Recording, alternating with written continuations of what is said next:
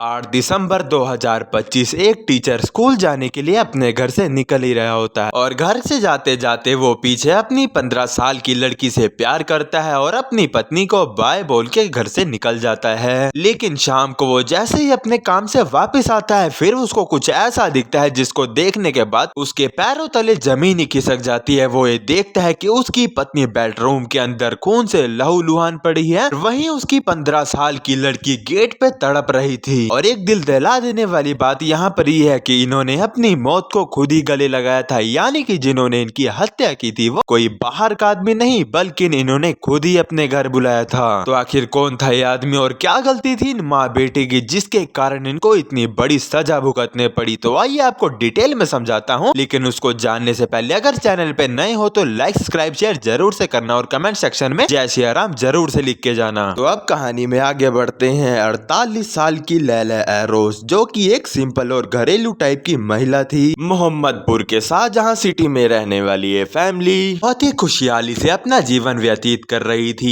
वहीं दूसरी तरफ लैला का पूरा दिन अपनी बेटी और अपने घर के काम काज में ही बीत जाता था। और वहीं लैला की बेटी नाफिजा 9th स्टैंडर्ड में पढ़ती थी और वो अभी खाली 15 ही साल की थी। और ये उम्र वही उम्र होती है जिसमें कई लोगों को लगता है कि जैसे कि हमने मुंह से कुछ बोला और वो तुरंत सच हो जाएगा।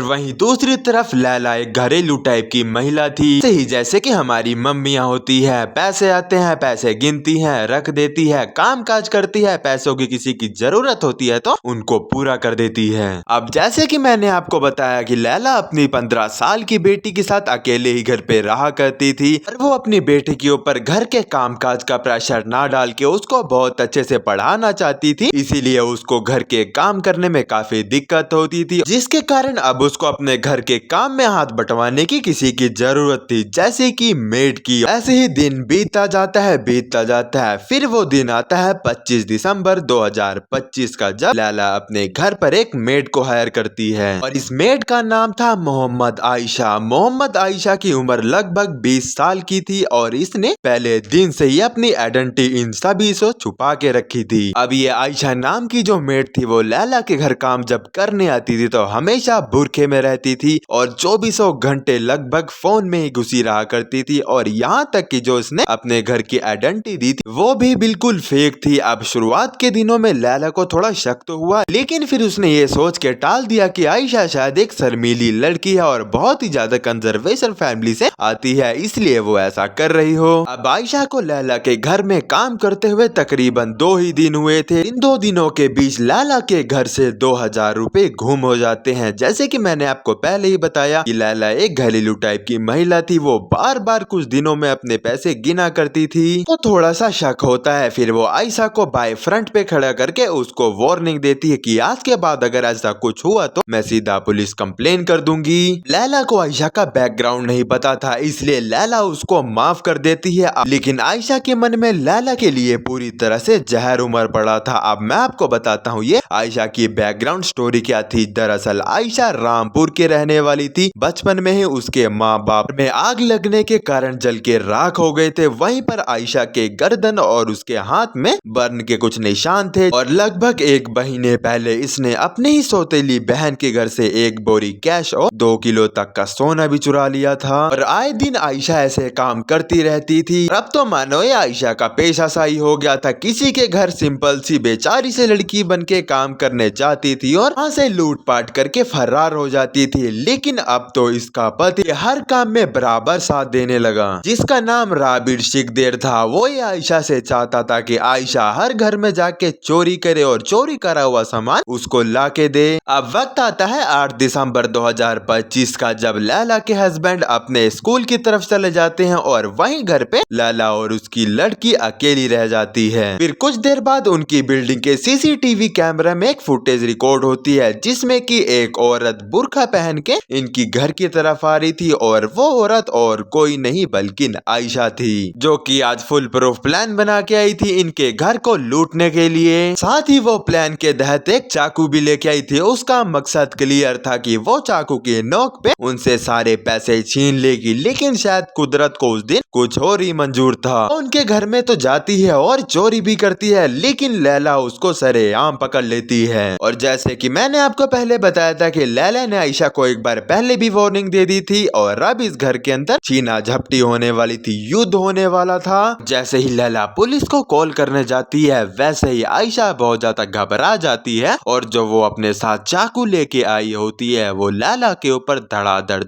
करके 15 से 20 बार कर देती है, के कारण लैला दर्द से चिल्लाने लगती है। वहीं पर उसकी 15 साल की लड़की कमरे से निकल के आती है और अपनी मम्मी को बचाने जा रही होती है, लेकिन आयशा उसको भी नहीं छोड़ती, उसके ऊपर भी कम से कम 3 से 4 वार करके उसको मौत के मुंह में सुला देती है। और ऐसा करने के बाद उस बिल्डिंग के सीसीटीवी कैमरा में एक फुटेज और रिकॉर्ड होती है और वो फुटेज अब किसी के आने की नहीं बल्कि लैला के घर से किसी के जाने की थी। हाँ जी, व्हाइट ड्रेस में एक लड़की निकलती है, वो भी स्कूल का बैग लेके। ये आयशा ही लैला की बेटी की स्कूल यूनिफॉर्म पहन के जा रही थी और जाते जाते वो लैला के घर से लाख कैश, तकरीबन 2 किलो सोना और एक लैपटॉप भी लेके चली जाती है। और जैसे ही लैला के हस्बैंड स्कूल खत्म करके घर आते हैं और जैसे ही वो गेट खोलते हैं जो देखते हैं मानो कि उसके पैरों तले जमीन ही खिसक जाती है। वो ये देखते हैं लैला की डेड बॉडी कमरे के अंदर पड़ी है और वहीं नाफिसा अभी भी जिंदा है, लेकिन उसकी हालत बहुत ही ज्यादा क्रिटिकल हो चुकी थी। तो उस बिल्डिंग के क्लीनर की हेल्प लेते हैं और तुरंत अपनी बेटी को मेडिकल हॉस्पिटल ले जाया जाता है, लेकिन अब बहुत देर हो चुकी थी क्योंकि वहां पहुंचते ही डॉक्टर की बेटी को डेड घोषित कर देते हैं। एक ही दिन में एक ही घर के 2 सदस्यों का मर्डर हो जाता है और ये मामला बहुत ज्यादा हाईलाइट हो जाता है, जिसके कारण मीडिया भी इसको कवर कर लेती है। अब सारा प्रेशर यहाँ पर पुलिस के ऊपर आ जाता है, लेकिन पुलिस भी इसके अंदर कुछ नहीं कर पा रही थी क्योंकि इनको